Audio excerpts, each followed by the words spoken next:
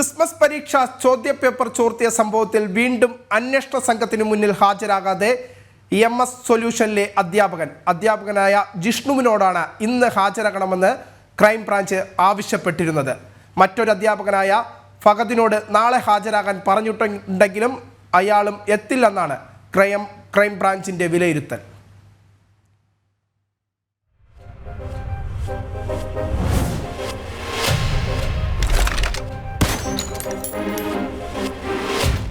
രണ്ടാം തവണയാണ് ചോദ്യം ചെയ്യലിന് ഹാജരാവാൻ ആവശ്യപ്പെട്ട് ജിഷ്ണുവിനും ഫഹദിനും അന്വേഷണ സംഘം നോട്ടീസ് അയക്കുന്നത്.